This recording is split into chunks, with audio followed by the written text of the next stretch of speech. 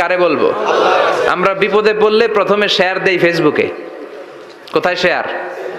আগে শেয়ার দিব কার কাছে? মনে থাকবে? বিপদে পড়লে ফেসবুকে শেয়ার দিব না, বন্ধুরে শেয়ার করব না, বউয়ের কাছেও পরে শেয়ার করব, আগে শেয়ার করব কার কাছে? মনে থাকবে? এজন্য বিশ্বনবী বলতেন এই সূরার নাম সূরাতুল কাদিয়া, মানুষের হাজত পূরণ করে দেয়। এই সূরা তেলাওয়াত করে যদি আপনি আল্লাহর কাছে কোনো বিপদ থেকে পানা চান অথবা কোনো প্রয়োজন নিয়ে দোয়া করেন, সূরার বরকতে প্রয়োজনটা পূর্ণ করে দেয় কে? আল্লাহ। কেউ যেটা পারে না পারে কে? আল্লাহ। কেউ যেটা দেয় না দেয় কে? আল্লাহ। কেউ যেটা শোনে না শোনে কে? আল্লাহ। তাহলে পেলাম সূরাতুল কাদিয়া। আরেকটা নাম আছে সূরার, সেটা হচ্ছে সূরাতুল আযীমা, সুমহান সূরা। কি সূরা? সুমহান, আযীমা। এই আযীম আর আযীমা এই শব্দ দুইটা অনেক দামি, আল্লাহ যে কোনো জায়গায় ব্যবহার করেন নাই। বিশ্বনবীর চরিত্রের উপমা দিতে যে আল্লাহ আযীম শব্দ বলেছেন, তাই না? রব্বুল আলামিন বলেন ওয়া ইন্নাকা লাআলা খুলুকিন আযীম। ও নবী, সাধারণ কোন চরিত্র আপনারে আমি দেই নাই, আপনারে আমি দিয়েছি আযীম একটা চরিত্র, খুলুকুন আযীম। And verily indeed you are on a very good standard of character. অসাধারণ চরিত্র দিয়েছি। বিশ্বনবীর চরিত্র বুঝাতে যে আল্লাহ কি শব্দ ব্যবহার করেছেন? কথা বলে না, তাফসীর শিখে যেতে হবে। কোন শব্দ ব্যবহার করেছেন? আযীম। আবার আল্লাহ নিজের পরিচয় দিতে যে আযীম বলেছেন, ওয়ালা ইয়াউদুহু হিফযুহুমা ওয়া হুয়াল আলিয়্যুল আযীম। সুবহানাল্লাহ। আকাশ জমিনের নিয়ন্ত্রণ করতে যে আল্লাহ কখনো ক্লান্ত হয় নাকি? কারণ তিনি হচ্ছেন আল আলিয়্যুল আযীম। আল্লাহু আকবার। তার মানে নবীর চরিত্রের ক্ষেত্রে আযীম, আল্লাহর নিজের সত্তার ক্ষেত্রে আল্লাহ বললেন আযীম। আবার বললেন কিয়ামতের দিন গোটা পৃথিবীটারে আমি নাড়িয়ে দেব, গোটা পৃথিবীতে একটা আমি ভূমিকম্প দিব। এই কথাও কোরআনে আছে না নাই? ইযা জুলজিলাতিল আরদু জিলজালাহা আল কারিয়াতু মাল কারিয়া। পুরো পৃথিবী কাঁপিয়ে দিব। এই কাঁপাকাঁপিটা ওই দিনের ভূমিকম্পটা কি অন্যান্য সময়ের ভূমিকম্পের মতো হবে? এই ভূমিকম্পকে আল্লাহ বলেছেন আযীম। ইন্না জালজালাতা সাআতি লা শাইউন আযীম। সেদিনের ভূমিকম্প সাধারণ কোনো আর্থকোয়েক নয়, সাধারণ ভাইব্রেশন না, এটা আযীম। আবার আল্লাহ কোরআনকেও আযীম বলেছেন, ওয়ালাকাদ আতাইনাকা সাবআম মিনাল মাসানি ওয়াল কুরআনাল আযীম। ও নবী, আমি আপনারে নিত্য পাঠনীয় সপ্তবাক্য সূরাতুল ফাতিহা দিয়েছি, সাথে সাথে কোরআনে আযীম দান করেছি। সুবহানাল্লাহ। তার মানে কোরআনের ক্ষেত্রে আযীম, কিয়ামতের ভূমিকম্প এটা আযীম, আল্লাহ নিজেও আযীম, বিশ্বনবীর চরিত্র আযীম। আবার এই সূরাটাও যেহেতু দামি, এজন্য এই সূরার নাম সূরাতুল আযীমা, সূরাতুল আযীমা, সুমহান সূরা। এটা যেন তেন সূরা নয়, এটা তো কোরআনের কলব। কলব ছাড়া মানুষ বাঁচে? হার্ট ফাউন্ডেশনে যেয়ে দেখবেন মানুষের কি অবস্থা। হৃদরোগ, হৃদয় যার নষ্ট, তার যে কত কষ্ট। এই যে কি পরানো লাগে এখন? রিং পরায়, এনজিওগ্রাম, এনজিওপ্লাস্টি করে আর্টারি ব্লক করে ফেলে। চর্বি, এত চর্বি আমরা খাই, এত গরুর গোশত আমরা খাই। মনে রাখবেন, যেই প্রাণীর পা বেশি ওইটার ভিতরে কোলেস্টেরল বেশি। মাছের কয় পা? হ্যাঁ, নাই, এখানে নাই, মাছের পাটা নাই, কোলেস্টেরল নাই। মুরগির কয় পা? জোরে বলতে হবে। তার মানে কিছু কোলেস্টেরল আছে না নাই? গরুর কয় পা? কোলেস্টেরল বেশি না কম? এইবার কোন চিংড়ির কয় পা? সবচেয়ে বেশি কোলেস্টেরল কন্টেইন করে শ্রিম্প, প্রন, চিংড়ি। এজন্য এগুলো কম খাইতে হবে। তবে 40-এর আগে যারা আছেন ধুমায়া খান, 40-এর পরে এই যে মাটন, ল্যাম্প, ছাগলের গোশ, খাসির গোশ, চিংড়ি, এগুলো আপনার ডায়েট থেকে বাদ দিয়ে দিতে হবে। বুঝতে পেরেছেন? এজন্য এই সূরাটা যেন তেন সূরা নয়, এটা তো কোরআনের কলিজা, হার্ট, হৃদয়। এজন্য সূরাটা সূরাতুল আযীমা। সুবহানাল্লাহ পড়েন। তার মানে 1 নম্বরে পেলাম সূরাতুল কাদিয়া, 2 নম্বরে পেলাম সূরাতুল আযীমা, 3 নম্বরে সূরার আরেক নাম হলো সূরাতুল মুইম্মা। সূরাতুল মুইম্মা। মুইম্মার 2 অর্থ। এক অর্থ হচ্ছে এটার বরকতটা আম, সবার জন্য, যেই পড়ে সেই বরকত পায়, এজন্য মুইম্মা। আবার মুইম্মার আরেক অর্থ হচ্ছে যেই সূরা শত্রুকে অন্ধ করে দেয়। কি করে দেয়? এই সূরার প্রথম 9টা আয়াত যদি বিপদে পড়ে, শত্রুর কবলে পড়ে আপনি তেলাওয়াত করেন, শত্রুর চোখটারে অন্ধ করে দিবে কে? আল্লাহ। বিশ্বনবী মক্কা থেকে যখন মদিনায় যায়, হিজরতের সময় বিশ্বনবী সূরাত ইয়াসিনের প্রথম 9টা আয়াত তেলাওয়াত করলেন। তেলাওয়াত করে আল্লাহর নাম নিয়ে ঘর থেকে বের হলেন। আশেপাশে কাফেররা ঘুরে কিন্তু বিশ্বনবীরে দেখে না, সবাই খেলে এরকম এরকম করে, ডানে বায়ে হাতায় বিশ্বনবীর সামনে দিয়ে যায়, কিন্তু কাফেরদের চোখ অন্ধ করে দিয়েছে কে? আল্লাহ। এজন্য কোরআন তেলাওয়াত করলে কাফেরদের চোখকে অন্ধ বানায় দেয় কে? আল্লাহ। এজন্য সূরার একটা নাম হচ্ছে সূরাতুল মুইম্মা। কি নাম? অন্ধ করে দেয়। তাফসিরে কুরতুবির মুসান্নিফ ইমাম আল কুরতুবি, উনাকে জালিম বাদশা বন্দী করেছিল। ওনার তাফসিরে এসেছে উনি শক্তিশালী লোক ছিলেন, জেলখানা ভেঙে বাঁচার জন্য দিছে দৌড়। উনারেও ধরার জন্য জালিম বাদশার সৈনিকেরা ঘোড়া নিয়ে রওনা হয়েছে, উনিও দৌড়ায়, ঘোড়াও পেছন থেকে আসে। ওমিয়া মানুষ কি ঘোড়ার দৌড়ের সাথে পারে? উনি হাঁটতে হাঁটতে হয়রান হয়ে এক বালুর ময়দানে যে ধপাস করে পড়েছেন। ওরাও ঘোড়া দিয়ে এসে নেমেছে, কিন্তু আজীব তামাশা, উনি বালুতে ধপাস করে পড়েই সূরাত ইয়াসিনের প্রথম 9 আয়াত তেলাওয়াত করতে শুরু করেছেন। ওরা নিচে নেমে ডানে বায়ে সামনে পিছনে খালি খুঁজে, কিন্তু দেখে না, সামনেই কিন্তু বসা। ওদের চোখটার অন্ধ করে দিছে কে? আল্লাহ। বিশ্বাস হয়? ঈমান হয়? এজন্য বিপদে পড়লে সূরাত ইয়াসিনের প্রথম 9 আয়াত পড়তে রাজি আছেন? আল্লাহ তুমি তৌফিক দাও। আরো জোরে পড়েন আমিন।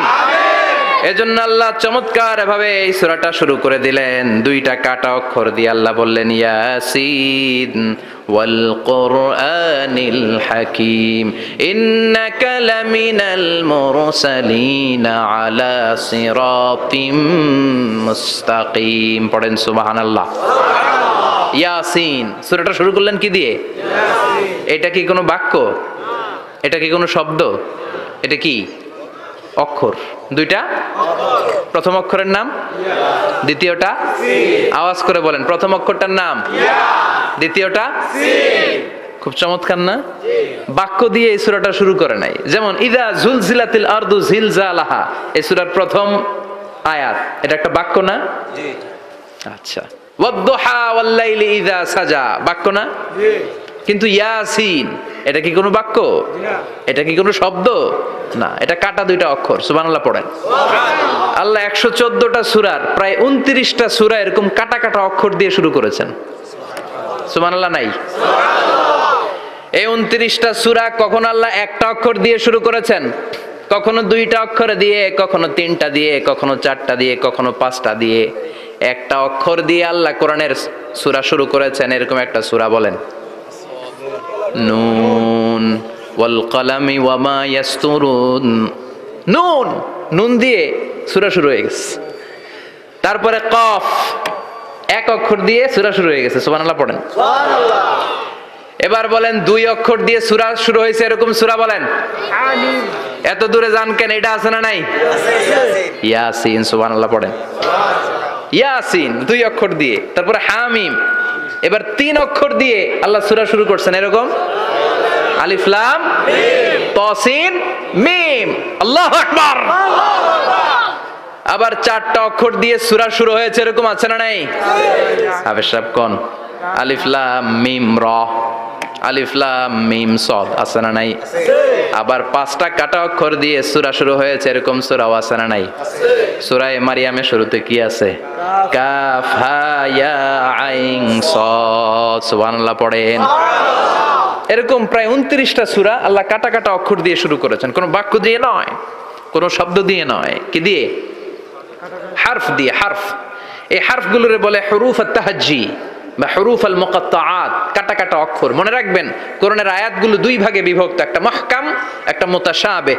মুহকাম মানে যেগুলোর অর্থ আমরা জানি, যেগুলোর ব্যাখ্যা আমরা জানি, যেটার ইন্টারপ্রিটেশন এক্সপ্লেনেশন আমাদের জানা আছে।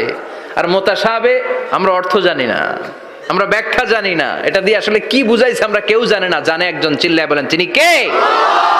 আল্লাহ বলেন ওয়া ইন কুনতুম ফি রাইবিম মিম্মা নাযালনা আলা আবদিনা ফাআতু বিসূরাতিম মিন মিসলিহি ওয়াদউ শুহাদাআকুম মিন দুনিল্লাহি ইন কুনতুম সাদিকিন। আল্লাহ বললেন ও জাহেলি যুগের লোকেরা, শোনো শোনো, এত আরবি কবিতা বানাতে পারো, এত গল্প লিখতে পারো, আরবিতে এত নোবেল বানাতে পারো, উপন্যাস বানাতে পারো, আর্টিকেল লিখতে পারো, আমার নবীর উপর যে কোরআন আমি নাজিল করেছি এই কোরআনের ব্যাপারে অন্তরে যদি কোনো সন্দেহ থাকে, বাপের বেটা হলে পারলে কোরআনের মতো একটা সূরা বানিয়ে নিয়ে আসো। পারছে? কিয়ামত পর্যন্ত কেউ পারবে? বিশ্বনবী যেই জামানাতে এসেছিলেন ওই জামানায় আরবি ভাষা সাহিত্যের উৎকর্ষতা সাধিত হয়েছিল। আরবি ভাষার এতটা উৎকর্ষ পৃথিবী কখনো দেখে নাই। কবিতা, গদ্য, পদ্য, গল্প, উপন্যাস, রচনা, প্রবন্ধ, আর্টিকেলের সয়লাভ। এই ভাষা সাহিত্যিকদের চোখে আঙ্গুল দিয়ে আল্লাহ বুঝাতে চাইলেন, এত অর্থ করতে পারো, এত ব্যাখ্যা জানো, এত বড় বড় বুলিয়া ওড়াও, এত কিছু তুমি জানো, তাহলে বলো ইয়াসিন অর্থ কি? সুবহানাল্লাহ কইবেন না? তাইলে বল নুন অর্থ কি, কফ মানে কি, আলিফ লাম রা মানে কি, ফাবুহিতাল্লাযী কাফার। কেউ জানে না, কেউ উত্তর দিতে পারে না। কোন সুবহানাল্লাহ। এটা কোরআনের মুজিজা, এটার অর্থ কেউ জানে না। আর এগুলোর অর্থ নিয়ে খোঁচাখুচি করা, মুফাসসিরিনে ইকরাম এগুলোর কিছু অর্থ সম্ভাব্য বলার চেষ্টা করেছেন। যেমন ইয়াসিনের অর্থ ইবনে আব্বাস বলেছেন এর অর্থ হতে পারে ইয়া ইনসান, হে মানুষ। সুবহানাল্লাহ পড়েন। কেউ কেউ বলেছে এটার অর্থ হতে পারে ইয়া সাইয়্যিদ আল মুরসালিন। কেউ কেউ বলেছেন ইয়াসিন হতে পারে ইসমুল্লাহ, আল্লাহর নাম।